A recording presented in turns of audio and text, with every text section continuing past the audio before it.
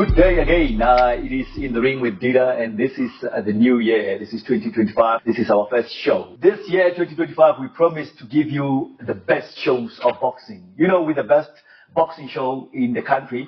And I want to introduce today the best guy in the ring, the best man in the show, the best man South Africa has ever produced. He's the only one. The only Commonwealth gold medalist. That's Bongani Mwelase. Sibzu. Good day, Peter. Yeah. You know, I'm really honored to have you in this show. Last year we tried to make a show, but it didn't happen. I don't know, Sakani and you know, it didn't happen the way we anticipated. But this year, it's our year. I think this is the right time that it's supposed to happen. Suppose we tried the thing last year and nothing happened. So I think this is the conclusive year that it has to happen now. And welcome, my brother. It's great to be here. Yeah, like one of those guys now. At least now I can be seen like other. Yeah. And you know, we've had a rough year in boxing. The past years were rough, where we didn't produce anything. A BSA didn't produce. We couldn't produce a world champion.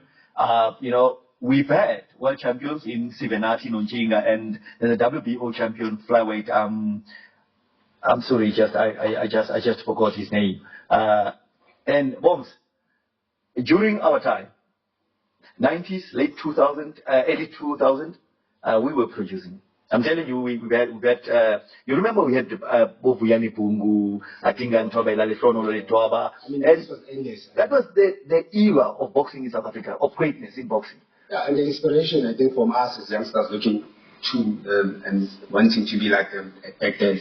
That's true. It was overwhelming because you knew if I turn pro, this is how I'm going to be. And when you see these guys coming to the tournaments, we always wanted to be like that. That's very true. That's very true. For the young ones. I mean, if you look at the amateurs, I don't think there's anyone that is sensational. I mean, back in the days, we knew everybody that was fighting, amateur, pro. We knew who was the best, and we always said we would compare you to the greatest. And for me, which was the fun part, was that every time they compared me to a champion, I remember they're like, "Oh, Makaringa is in your division. You won't make it there, but you can't pass by him." Hey guys, even in the amateurs, they were saying I can pass by them, but I've knocked everybody out. You beat that guy. Yeah. And then one time I bumped into, I think it was Orlando. What's it? YMCA. I bumped into him after his fight. Harry was fighting on that day, so I was watching Harry. So after he fought, I went to Makaringa. I'm like, yeah, but he's champion. So yeah.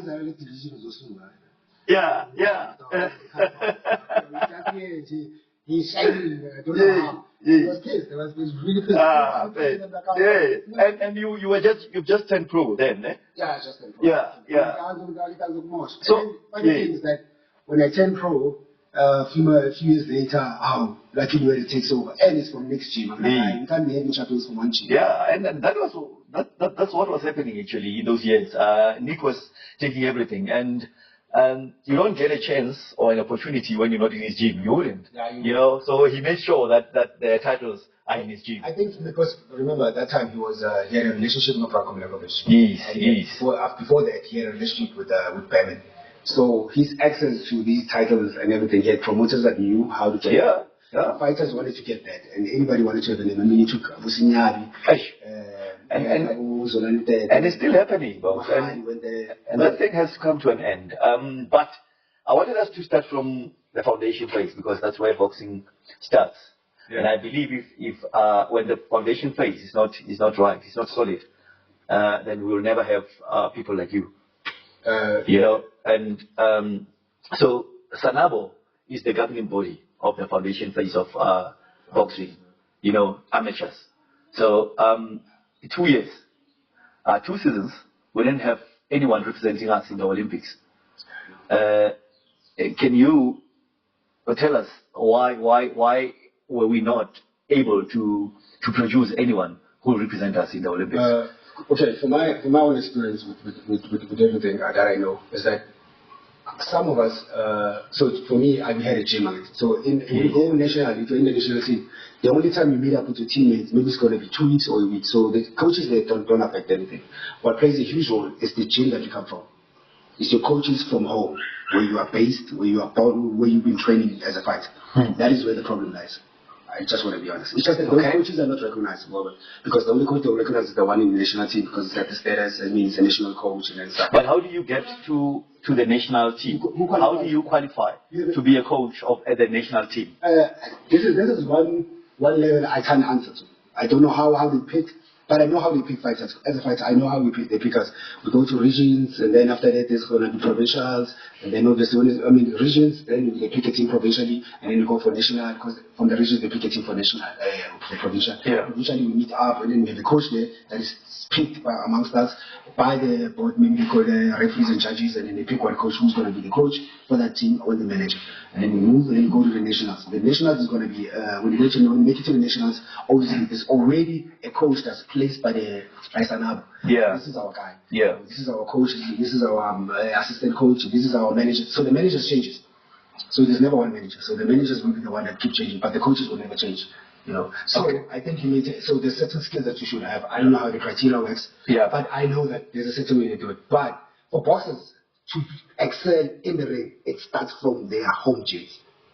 Yeah. And for me, so this is the funny thing. They say this is how it's supposed to start, because you are on your home gym, you are there, you are training, you are doing everything. You meet for the national, as a national team, because it's a squad, you meet up, you train there for 2 weeks, you move to the country, go to fight. Now the coaches come with strategies. Remember, there's different fighters all around the world. It doesn't mean these coaches know all the fighters. They just know that this country has a peculiar style that they use. This country has a certain style that they prefer in fighting. Yes. So those are the differences. Boxing fraternity, my co-host, Mr. Peter Leopeng, he's done it all. He's done it all. He taught me a lot. I must say, I have to confess this, that I've learned a lot from him. Dona? Thank you, Dona. I'm learning from you, Dona, not you. But you just don't know Dona. You just don't know Dona. I've learned a lot, especially with what we're doing here. Yeah. I've learned a lot, Dona, from you. And welcome, Dona. Thank you. Thank you very much. Dona, today, you remember we interviewed Sipho last year? Yes. And, things didn't go as we anticipated. And we couldn't show his session with us in Dona. People didn't see these exciting things about him, about the charismatic former fighter, Dona. And Dona, I decided that it's imperative to have him on the show. Yeah. And the reason being, Dona, boxing has been struggling, Dona, and I feel, if Dona, the foundation is not solid, we'll never produce anything, Dona. We'll never. We spoke about it many times. And you've got the right man here. Yes. Because now he won a Commonwealth title. And Commonwealth and amateur boxing, that's where everything starts. Before now you can produce world champions. Yes. Now you're saying the foundation is not there, and you're right. The foundation is not there. So how do we expect now to produce world champions? Yes, that's it, Dona. That's it. And I've actually asked people a question, Dona. But the right question would be, do you think Sanabo, which is the governing body for amateurs in South Africa, is competitive? They're not competitive in Dona. I'm not even sure who are they reporting to, because now you perform a body and then you've got to deliver on certain performance areas. What is Sanabo's KPIs? Yes. Number one, and also who's responsible for them? Who do they report to? Do they belong to PSA, or are they independent? I don't know. They are an independent body. They are an independent body, Dona. You remember, Dona, I went to the minister's office. Yes. And Sipho, there was a gentleman there, I forgot his name. He said he's responsible for Sanabo. Sanabo is one of his babies. Yes. And I told him straight in his eyes that, because we were not represented two seasons in the Olympics, it means Sanabo, your baby, it needs to be, competitive, because it doesn't help boxing with anything. Exactly. And this is what I'm talking about. I'm saying, who do they report to? Because surely they are there, they do a job, and then the way we can judge them is the number of amateurs that can go to these competitions, like Commonwealth or Olympics. But now, I still don't know who do they report to. Who says to them, these are your key performance areas? And yes. Remember, there's a way, right, to qualify. So the Commonwealth is the country that picks you, right? So you got the Sanabo Princess, these are our fighters because they've achieved it. So you got the zone seats, you got the African championships in India, and then you got the world champs, depends on where they're placed. And then usually every year there will be like Podnet games. So Podnet games is where you meet a guy that won the nationals in your division and then you fight together while you are in the team. So that's when you meet the guy that's in the team, weighs the same weight, and then you fight together. The winner there takes the spot. You know, and it can happen, but sometimes it's favoritism, obviously, in anything. But I'm just saying, but I don't want to mention things that I've seen that happened to me, not I've seen things that happened to me, and how I got into it, how I made it there.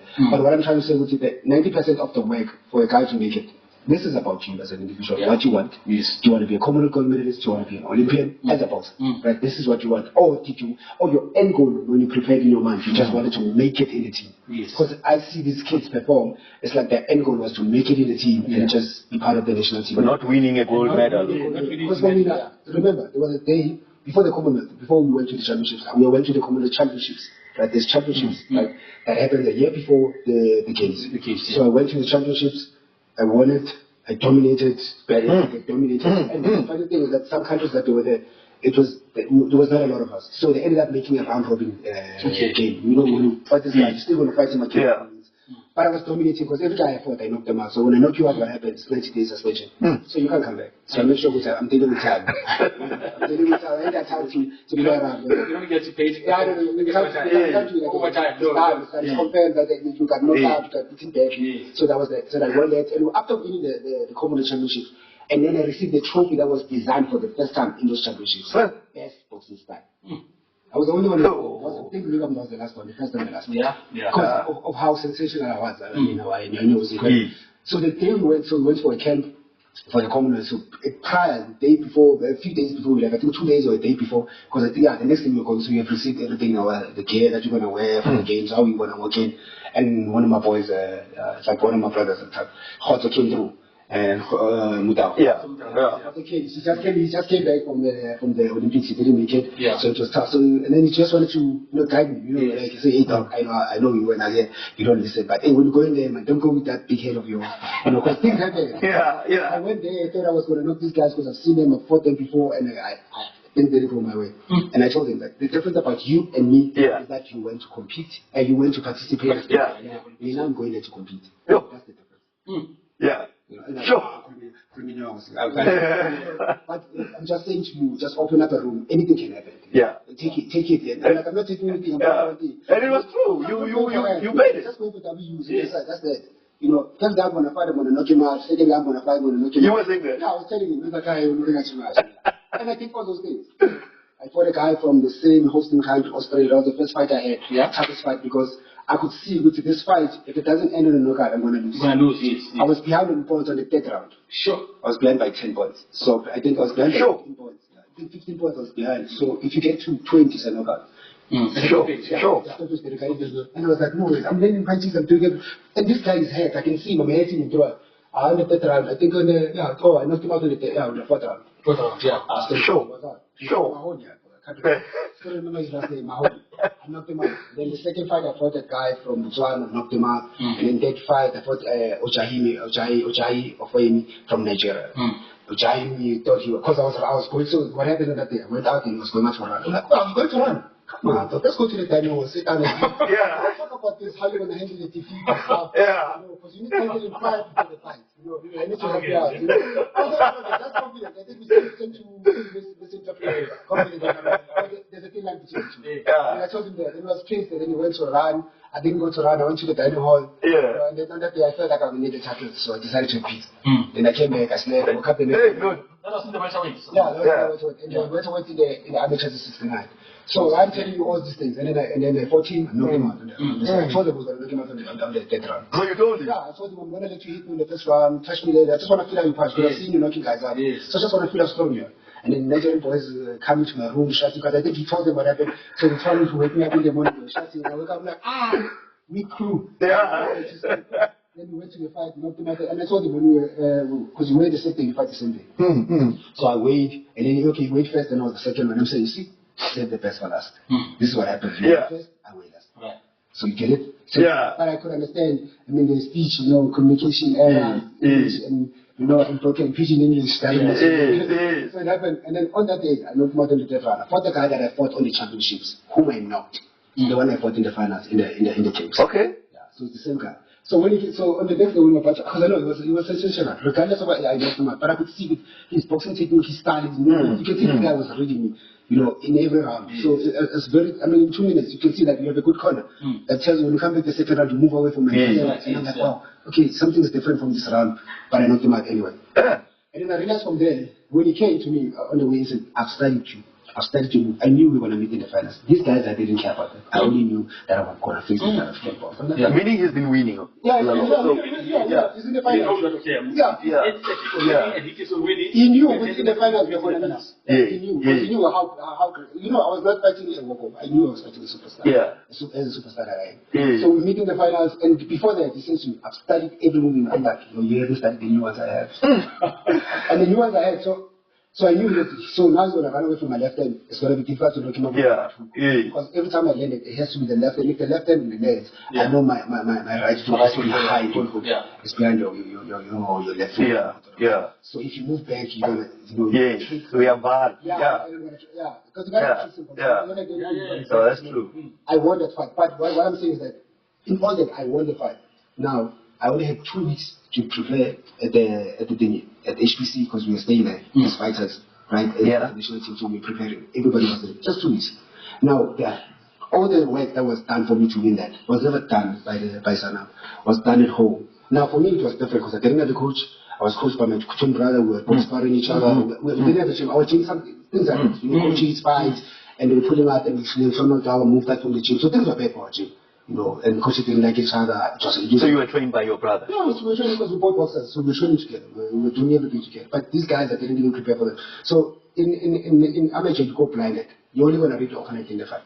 So you will change styles, you will change to be an orthodox, you will change to be a southpaw, just to get my mind frustrated, get me understanding. So what I'm trying to say is that the base of Stanavo is in the gym. Like right now, we're gym, if you have boxers fighting amateur and making national, you are the base. Now, the coaches there can tell you, Jeb, throw a right sleep, 1, 2, move away. They don't know me. The guy that knows is you, and you are not part of it. You know? And these boys, because you see that there's no result coming in, it's because of them.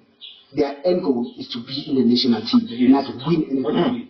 It's to make it to in the national team so that when I turn pro, I don't go for tries like everybody else. I just turn pro. So, you know, Donald, this actually gives us an answer, though. That Sipo actually, because he's the only one who's been there. I think he should be an ambassador of amateurs in South Africa. He should be the one who motivates. Exactly. But tell me this, if you know the answer. Who is Sonamo is sponsored? Where do they get the money from? From the government. And how much? Now, this is one thing about South Africa. There's no transparency in anything. You go to pro, if boxers are fighting persons, they don't disclose.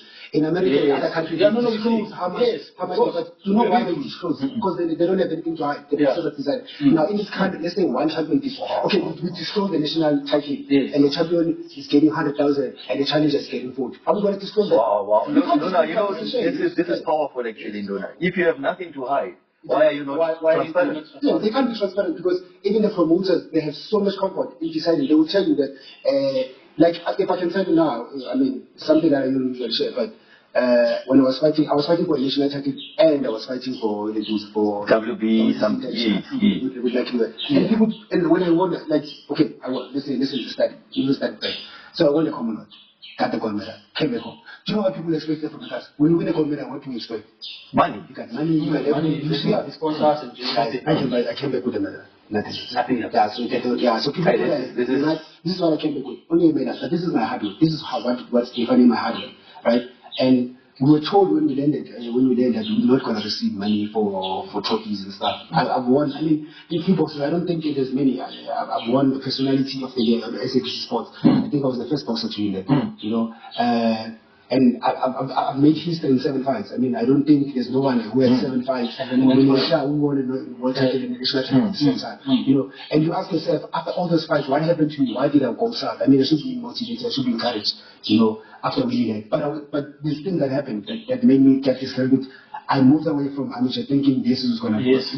because we all come from poor backgrounds. What is a poor man's sport? Now, as a poor man, you're going to manipulate it and use that for your advantage to still pay me less. I mean, you're discouraging me. No, I am not getting that motivation. The only thing that motivates any kid anywhere in any country who's poor is that when I turn pro, when I make my money, I'm going to make sure my parents, I move them out from this to from this town, from Kukui, and change their whole life. I want to make that for my family. But in this country, sport is just like one of those plastic. And the saddest thing about it is that it saved us from a lot of things. We don't argue, we get into drugs. Yes. We were all trying. The lack of crime. Yeah, the lack of crime. I mean, where we come from, crime is like the people we look up to from where I come from. These gangsters. No, this is sad. And I want to ask people, would you encourage a young man who wants to take boxing as a career to do it?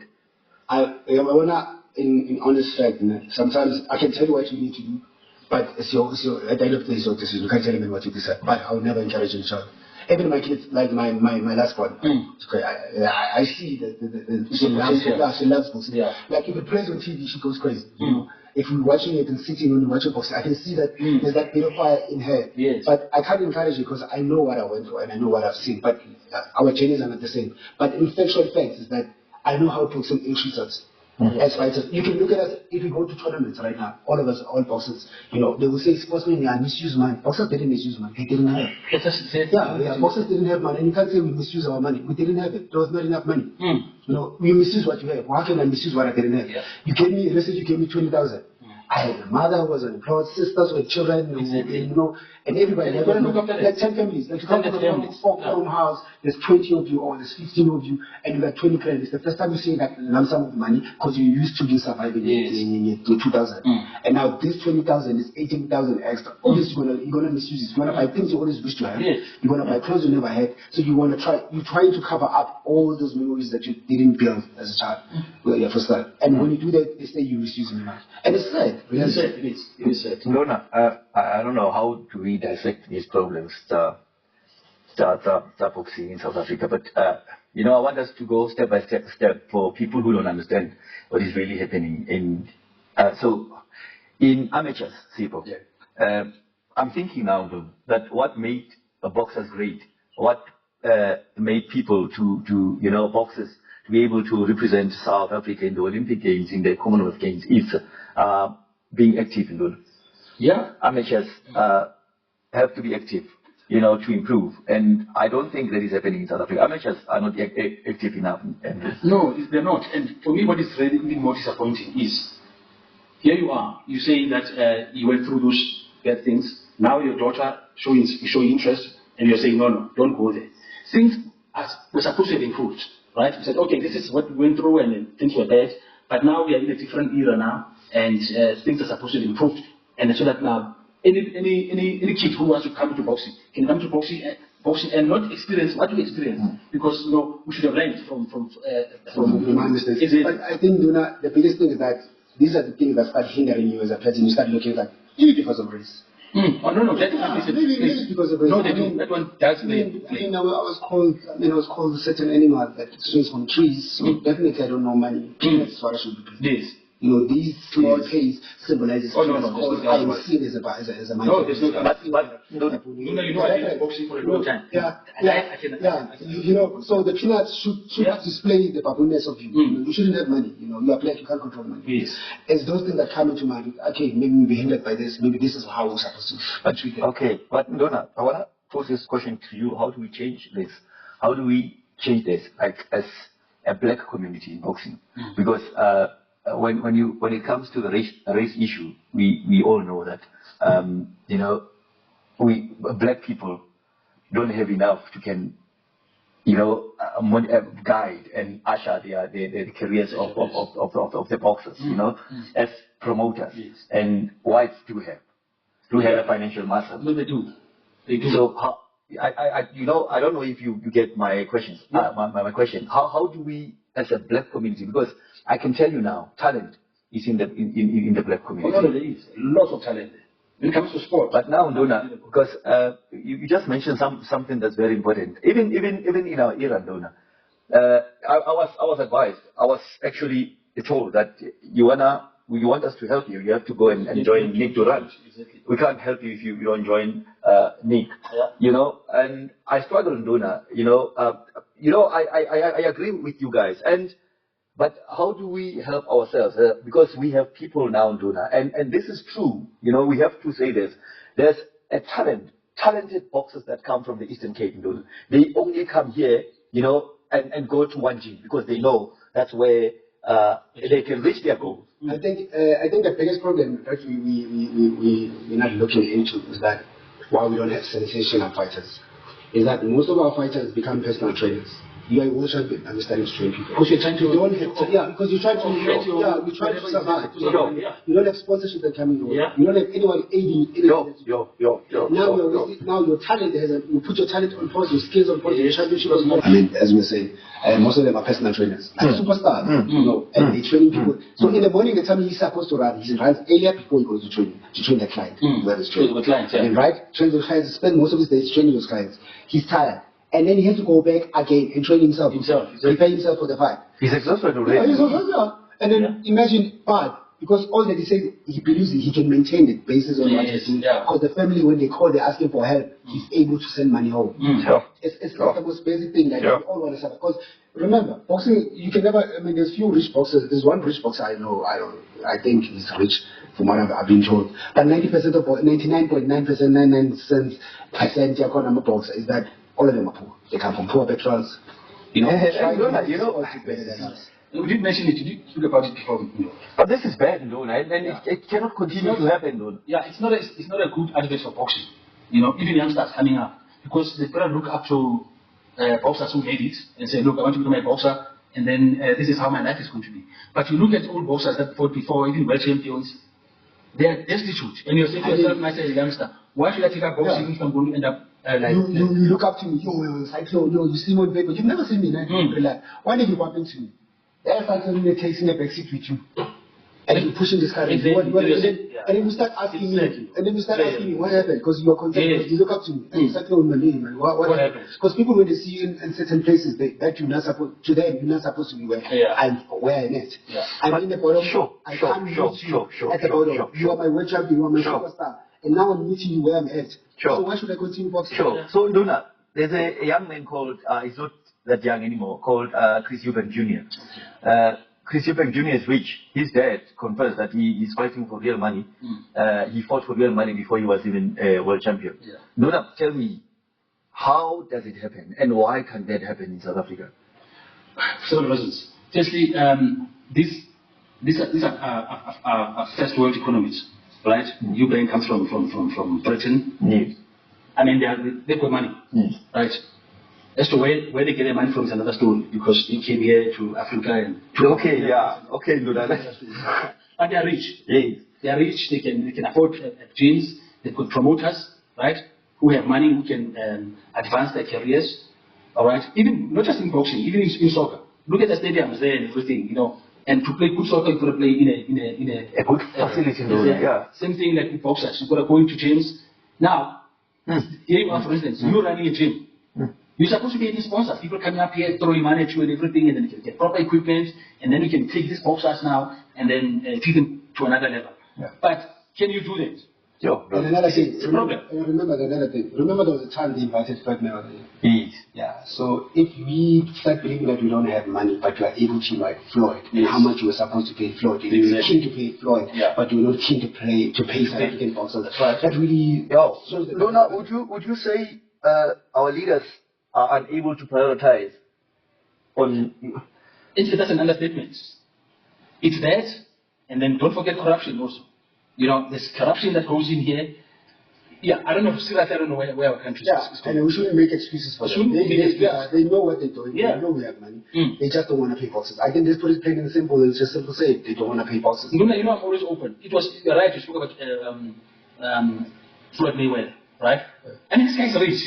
I mean, it's unbelievably rich. You invite him to come here, and then you pay him. And that was Mbalu. Mbalu was a sports minister. Paid him a lot of money just to come here. And remember, yes, okay, fine, he comes here, come and motivate the boxers and everything. And he didn't even do that. No, because he was supposed to go to East London, right? The boxers, they apparently they prepared and everything. Floyd is coming, they wanted to go to impress him and everything. And he didn't go. Where did he go? He went to sanction. You see what you're doing. You bring him here, he's not doing what he's supposed to do to motivate his boys. Yes. He goes shopping. And when he goes shopping, where does he shop? Back to the same store that he sees every day in the country. But now you're asking what can be done. The first thing that maybe that we should try, and we will try here, right, is to have the ear of the minister, right? I agree. This is where the problems are. We can talk to him and everything, but now he's the minister. I don't know now whether he can listen to us. He can come and say no, because these ministers must understand it's just one person and they've got so many things to look after. So they surround themselves with people who know better. They're called advisors, right? So the question is now, who's advising Gaten McKenzie on boxing? Who's talking to him and telling him these are where the problems are and this is how to handle them? And remember, boxing, the timing that airs on TV is bad. Because every time you're watching boxing, as anyone, when you're watching boxing, the adverts that they will play are like off-tune, men's health. That time you're watching boxing, you're sitting with your kids talking about men problems. And so there's a lot of things that needs to be fixed in those. And I think I wish the minister hears this in Dona, because his advisors are they people who have the best interest of boxing. Because you need to have people in Dona who would sacrifice. Dona, I know you love boxing. You do anything for you grew up in boxing. And I know a few that knows that can do everything for boxing. That's sacrifice in Dona. That there's managers who are bringing up children that are not theirs, but because these kids are boxers in Dona, they stay with them in their houses. They sacrifice, And I just wish the minister hears this, because I don't think in Dona you can lead boxing if you don't understand the dynamics of boxing. And now we understand the minister might not understand all the dynamics. There's nothing wrong with that. But who is advising the minister? Because that's a problem, though. The blind cannot lead the blind, though. Also, we are always honest, right? He just appointed the board, right? And we took straight ready to go to the people that are appointed there. We don't know them. You are in boxing, we look at board members and say, who are these people? Who are these people? Where did the minister get them? Amano, you don't have to be on camera. This is an amateur boxer. I want to ask him, how many fights did you fight in 2025? 2024. 2024? Yeah. How many? 4. That's an amateur boxer. And Muna, 4. And an amateur boxer, you don't pay that. Yes. And not that it should be going to, 4 it's world champions who fight 4 times. World champions. He's still an amateur. He's not getting paid. He's developing though. But he gets only 4 fights in a year. What do you call this? I don't want to drag back, but in my time, there'll be a tournament, because they changed it, because they didn't want to box it together. But in my time, we'll get into a tournament. This tournament starts Saturday. Yeah. I'll fight maybe 4 or 5 times in Monday. Yes, I know that. So there's a lot of us, and I feel that maybe the sport is no more that active in amateurs, because the schools is not involved. Yes. Schools are not involved. Yes. That is why we have so many of your youngsters. I mean, as a boy child, when you call it testosterone, you end up using it in wrong things. Using it to sleep with girls, just without the stress. But if you use the same energy in activities like your sports, whatever, and I think boxing is the best discipline. So, boss, are you saying boxing should be reintroduced in school? No, yes. Remember, you were taught not to fight. Yes. In the ring only, and you were disciplined. You didn't go around punching people. Yes. I was a good fighter. I was a bully. I know I was a bully.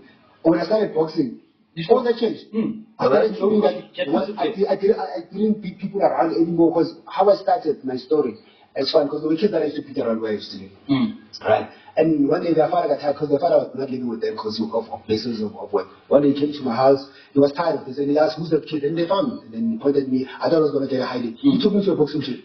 Okay. And that day, and then I got hit there in that gym. He was sparring, those guys picked me up. Now, one reason that made me come there was that I want to revenge myself. And I didn't know. And then I won a medal. First week, because the coach was getting tired of me coming every day. They took me to a tournament. I got into a tournament. I won a medal, knockout. And from that day, I'm like, playing soccer is paid. We wait for tournaments. I just came in once. I got a medal. I've had motivation. I had something that motivated me to stay in boxing. And you said you changed. You never followed the speech anymore. I changed who I am. It instills discipline and respect. perfection. It's a good discipline. Exactly. Yeah, you should see soccer players when they play, they fake injury. We get hurt, we fake that we are okay. Yeah, it's amazing.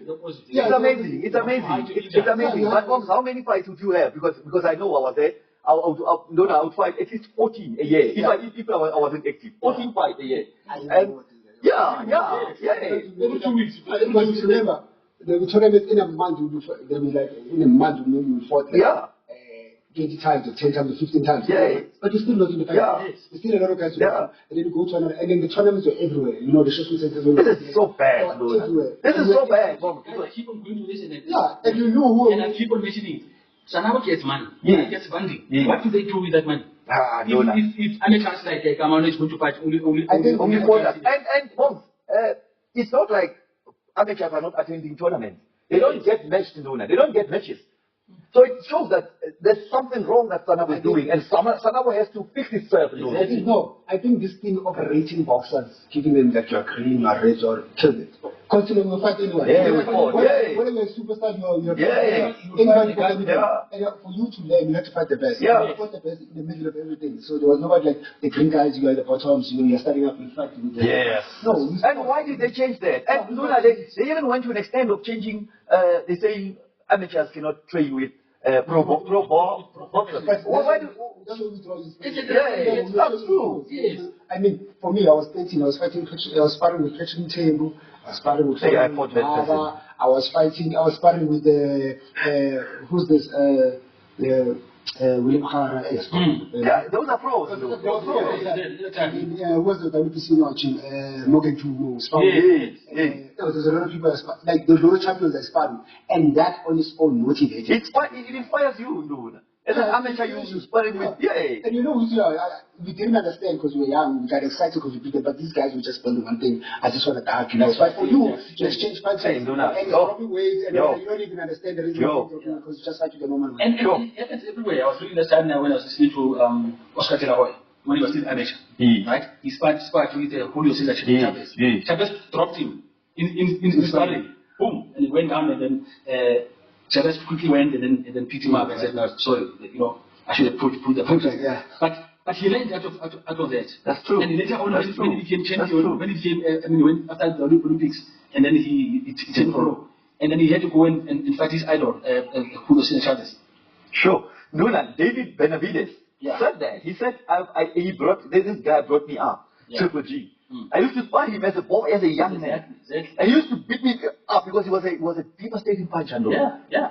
He built him. Today we're talking about sensational light heavyweight. He just beat David Morel. And I'm taking my head off to Morel. He gave him a fight. Yeah, and only had about 10 professional fights.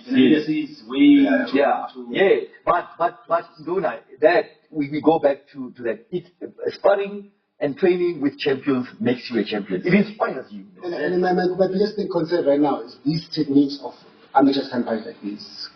But you're going to train for one day. Yes. So what are you teaching? That's true. This is my starting ground, right? This is the bottom ground. This is where we start. This is the foundation. So why would you mess up the technique of how to box in and pros?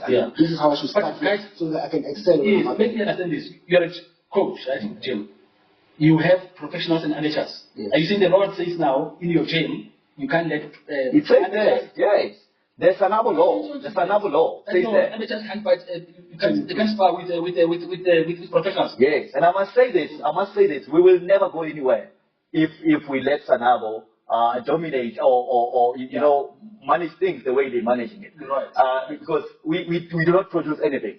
Sanabo cannot pride itself with any champion from the Olympics, from the Olympic Games, from the Commonwealth Games. It cannot pride itself with anything, though. In fact, when we were doing the show in our last live, Peter's live, right? Remember now there was a 10 million rent that was given to Sanabo, and then no one could account. Yes. You said they got money. They can't even get our boxers now to go in. In 2020, boxers were not. South Africa was not represented in boxing in the Olympics because there was no money. They didn't know. They didn't have fares to go to the Olympics. They were having money transport. They qualified boxers. Yes, but we checked. Fikile Mbalula gave them 10 million rand. Yeah. We don't know where that money went. And we tried to investigate. I asked, and people pulled out of the investigation. People that I trusted. I won't mention names. Others resigned. They said, no, the management resigned. So I don't know anything about the money. Now in 2024, what is the reason the boxers did not represent our country in the Olympic Games? Are we saying, because the minister must now say, Sanawo, you are useless, come to my office. They must account. No, and say, we give you the money, what did you do with that money? Yeah, because you're not producing anything. Because we are superstars, fighters. I mean, as a country, people knew when we were amateurs, they knew we were up against us, that they up against the fight. Yes. And now because we come after the era of the Filipinos and everybody that was there during that time. Which was, I think, the 1986 Africa Games that you was there. So we come after that era. So after us, there should be guys that say, oh, we had so-and-so in your division. So better than that. But now we don't have. I mean, come on. And I must say, you upped the game after the Filipinos, because South Africa was represented well, and although we didn't make it to win gold medals, but we had some bronze. But after that, Luna, came Bongani Mwelase, who won the gold medal in the Commonwealth Games. You know, and after him, everything just vanished. It went down, Luna. After him, I mean, is that you had the last gold medal Commonwealth? After that, nothing. This is disappointing. This is disappointing. We're talking now 24 years ago. Am I right? It's a long time. I think how old am I talking now? 18 years ago. 18 years ago. You see, so that's So somehow, guys, I think the answer here is that now we need to get to Gaten McKenzie. Yes. Right? Yes. If anything, maybe point out to him and say, look, here are the problems. Right? Because now, I suspect that those people that he appointed on the board and other people that advise him, right? They don't even know where the problems are in boxing. So if you don't know where the problems are in boxing, how do you resolve them? You can't solve something that you don't know that's true.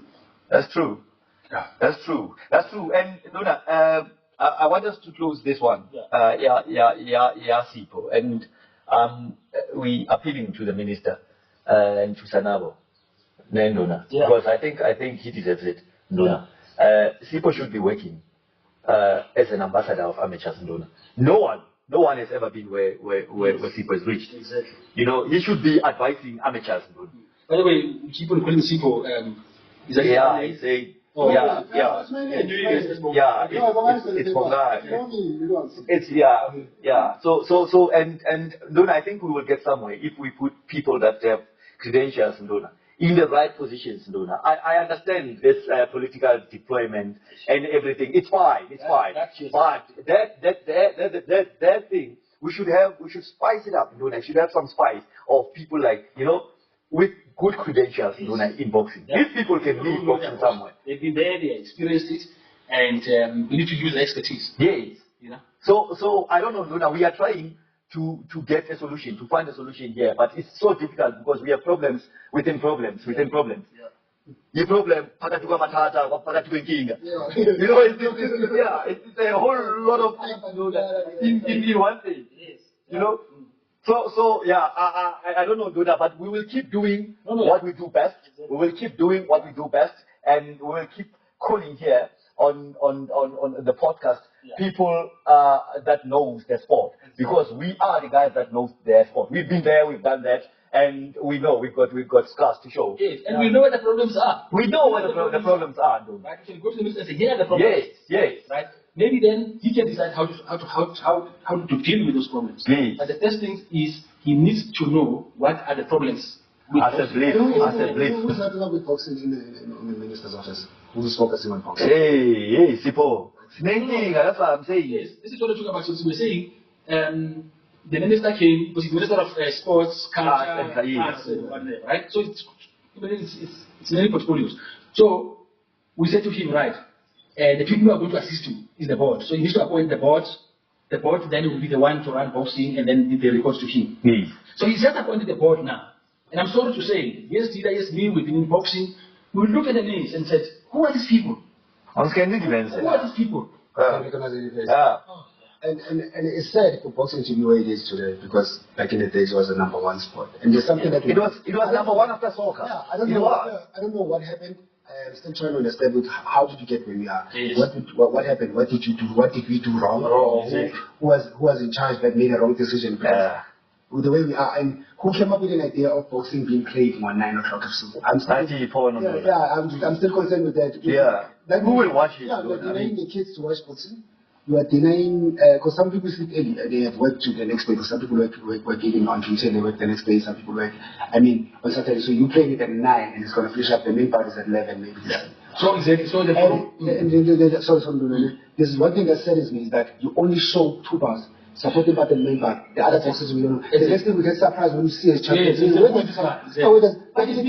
boxing from the start and you used to see when you are developing, it's like, oh, this boy is sensational. The day's going to be, they knew you, but now we just see supported by the some of these smaller economies, the country don't have that kind of money, don't make that kind of money. So, that's what it's happening right now, and then that's what that's what government is going to make that small country's money. But the fight that you just spoken about, Crawford, Canelo, you predict that? Canelo, Crawford, okay, so you can. Yeah. Well, when I'm looking at it and everything, and I still haven't made up my mind, and I tell you why. Because Crawford is moving up 2 divisions. I mean, this guy is a 4-division world champion. He started what? But remember, sometimes junior light, and whatever. Now he wants to jump 2 divisions now because he's at junior middle. Right? He wants to go to super middle to go and challenge Alvarez. Alvarez is undisputed in the division. So now you ask yourself, and then what I didn't like was now he struggled somehow against Madrimov. He lost. I checked the fight. He struggled. Yes, let's say he struggled. So now, how he's going to do now against even a bigger boxer and a bigger puncher? There's one thing I'm thinking of, and this is where I put myself in. We as fighters don't want to accept if you have grown a division. And for him to realize that in his prime, he's the smartest mover. Because he's moving up the division, and people thinking he's moving because he wants to be champion.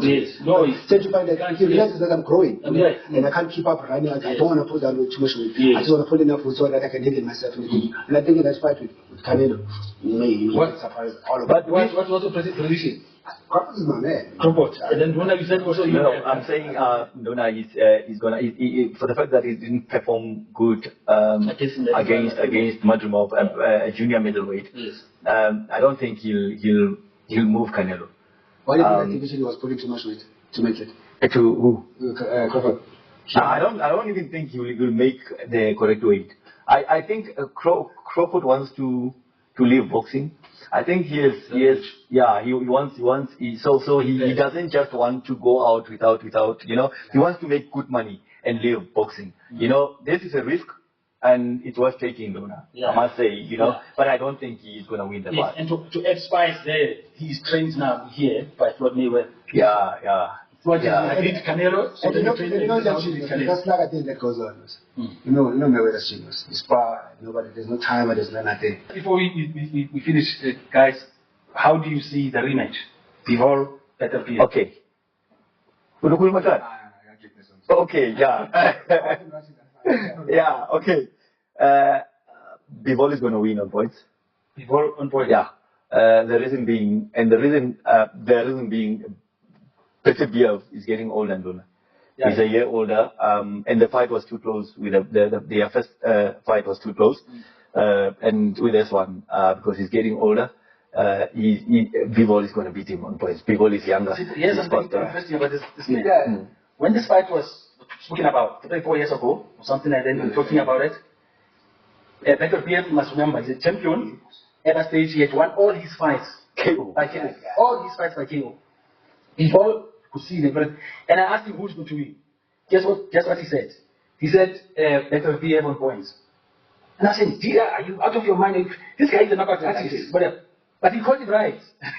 He called the fight, but he said, Peter Leopeng on points. I don't know why he said that. But I learned from the best, I learned from the best. But So this is what happened. But it was controversial. And it's one of the fights that I got from. But now, I'm satisfied in knowing that, you see, it was not clear cut. The reason that now there's a rematch was because now that fight was controversial. I said Bivol was going to win on points. Right. And then he lost on points. So there's a rematch now. And what is interesting for me is what strategy now or plan is this guy going to bring? No, it's going to be the same, Dona. It's going to be... It's going to be... When he realized it didn't work, yes, what he did before. Yeah. So what is he going to do next time? Is he going to try to stop Peter Leopeng?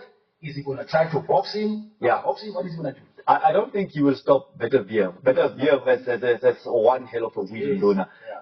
It is unstoppable. But he's going to do the very same thing, but just increase the pace. You know, he's going to give some rounds. Some rounds, yes, because he gave. Yeah. He thought he was ahead on yeah. Maybe it's just going to work and work and work. And guys, that fail. I've been boxing for over 20 years and whatever. I don't think that I've seen a fail that coach. Sure. Joseph Parker versus Daniel Dubois. Yes. Peter Leopeng versus this guy, 54. And then you go down, I have Kabayel, that boxer. Who knocked out so many boxers. I mean, he's undefeated right now, this guy. He's fighting Zele Zen. Zele Zen, the big man. Yeah. Sure. And then going down, Matrimo, we spoke about yeah. He's fighting Rachel Ortiz. Yeah, but he's going to win. Majimov is at another level in Dona. You think Majimov's going to win? Yeah, he's going to beat. But Rachel is undefeated. And at some stage, Rachel was like Peter Leopeng. He was at one all his professional fights by KO. Yeah, but Majimov and Dona, you know what? I've seen Majimov. He can take a punch. He can box. He can fight. Yeah. He's got it all. Yeah, and he moves very well in the ring. And that, by the way, he got in amateur ranks. Yes, yeah. Because it was only the 11 professional fights. It's amazing, Dona. It's amazing. But same as Morel, Dona. Morel had I think he won a world title on his third fight or something. Yes, something like that. Yeah. So yeah, but amateurs are imperative in Dona. You know, and Dona, let's talk about Eubank, Ben. Chris Eubank, Nigel Ben's fight, Conor Ben's fight. I see that fight is back on. It's back on. What weight are they fighting on? That's the thing. I don't know. I don't know because Chris Eubank Senior was one of the parties saying that no, you can't drop so much weight now. That's true. Because now you want to fight. That's from the man who knows, who's been there. Yes. So whether his son is going to listen to him, maybe they're going to fight some catch weight. I think it will be much. It's close because he's a middleweight. He's a middleweight, ne? Chris Eubank is a middle, yes. And Conor Ben is a welter. He's a welter, so it's not very far. Yeah, I mean, if they can meet a junior middle, maybe at 69. But remember, we don't know his working weight. Yeah, working weight. That's right. That's what counts. Yes. How much strength that's going to do. Exactly. So you don't have the same effect. That's true. Yeah. That's true. Because boxing is a funny sport. I mean, you train, and people just think that you train just to get power and heat. No, you are training and also losing weight. Yeah. No. You've got to study yourself to make the weight. I think that's where the mistake was with all of us. We were taught to starve ourselves, not to maintain your weight. And we didn't know on how much care of the weight should you be. That's right. I think if you like 5 kg, walk around, walk 5 kgs over fighting weight. And that's why, by the way, that's when you can be straight. For the Mayweather put it right. Yeah, and that's why most boxers that when they grow with division, I salute them because they understand that I can't be this over if I'm going to fight with this because I need this power, I need this strength, and you need to enjoy. You can't move if you put too much weight. Yeah. The canvas has become too hard to move. Yeah, that's true. That's true, Nduna. So, hey, Nduna. No. I wanted to ask you about Errol Spence, Nduna. Where is he? What's happening with him since he lost to Crawford? Bentley. Who's that? Errol Spence. Errol Spence. Errol Spence was supposed to fight Fundora, right? Sure. They agreed. Remember, he went into the ring after he beat that other guy. Team 2. Yes. Yeah. And then he was excited, and then they went into the ring. They're supposed to have that fight, but somehow there's problems with that fight. You know, there's hitches and everything, so that fight might not. So Errol Spence, the answer is that now, I wouldn't be surprised if they say, well, he's done with boxing. Oh, Nduna, that's what I foresee as well. I'm expecting that actually. The way he lost Nduna, it was pretty bad, Nduna. And Nduna, you know what? In 2 minutes, Sipho. Yes, sir. Nduna Sipho, Bongani Mwelase came into the boxing ranks. He was hot, Nduna. He was hot, Nduna, untouchable. You know, I think when he came, I was number 3 or number, and he came and he just, you know, Nduna. Were you looking forward to fighting him? I didn't like him. I said, hey, this is a problem. Nduna, I didn't like him. I said, hey, but I love the charisma. You know? And only that, he was a big mouth. He was talking. Yeah. He was someone at SABC. Hey, no fun alone. And then he had to do that because now, like he was from Nick Run Stable, and then they would do a big mouth and everything. And then he said, "No, I'm gonna beat him. I'm gonna beat him. I'm gonna beat him like that." But now, see, for what my question, Duna, was he came. He was so powerful. What discouraged him? Because after that, Duna, there was there was this who's this year Van Herten, and there was Love Mondo. It wasn't you. I don't know what was happening. Just tell us about it. We have 2 minutes. All right, cool. So for me, from what I got from Bongani Mwelase, really made me realize that I'm just a puppet to entertain people. Yeah, I just realized that I'm a puppet to entertain people. I'm not here to entertain. I'm here to make money. And in the sport, if it doesn't give me what I'm here for, then why should I continue? Yeah. And that is why. And even the persons that they were deciding on to pay us, I was like, why are we? Did you get a promoter? I did have a promoter pay TC, right? Yeah. He paid better than other promoters. But then, Duna, he got a promoter. I think Blakey came after like Ilwell. So meaning No, I didn't have a promoter. from the Olympics, Duna, you're getting a gold medal, Duna, for the country. You don't have a promoter. From the Commonwealth Games. They fought, Duna. I even when I turned pro, I was about to have a fight. The guy comes in. I hate to go the route of the baby checks so that I can. Duna. This is disappointing, Duna. What does it say about our country? And I can tell you now, if he was in Australia, he was in England or the US, he would have been very fun, though. Yeah. I was approached, but I had this thing that I want to do this at home. If I won this medal here, and I'm seen by these people, I'm going to continue doing it at home. Yeah, at home. And back home, it wasn't what I expected. Yes. But I remember at some stage when really paid for everything in the press, and then saying that you've said that you're not going to, even for you to come back to boxing, you need to be paid. You said, no, if I'm not going to be paid, I'm not interested in coming back. Yeah. So this is what he meant. For me, if you look at it, I draw the crowd. I insult the champions. I know it's not a good thing. No, it's called trash talk. It's part of the. I play the promoter on other people. Yeah, play with your mind. It's part of promoting the fight. And I promote the fight. I know how to market the boxing. Yes. I'm doing that on my own. I don't need a marketing agent on it. Yeah. I can do that on my own. But now, after all that marketing that I've done for you, you still don't want to pay me. And Luna, he walked the talk. And Luna, Luna. We're closing it, and Luna, it was good. And Sipo, this is home. We want to have you again because there's so much that we can talk about. Yeah, Luna, I appreciate you so much, Luna, come on. It's a moving encyclopedia, Luna. I know we don't undermine Ron Jackson and but Luna, we learn a lot from you, Luna. And and I still say, Luna, the best analyst, that's Impact. Thank you, Luna. Thank you, Luna. It was great, guys. It was great having you watching our show, and we promise to give you the best. Ciao, ciao. See you again.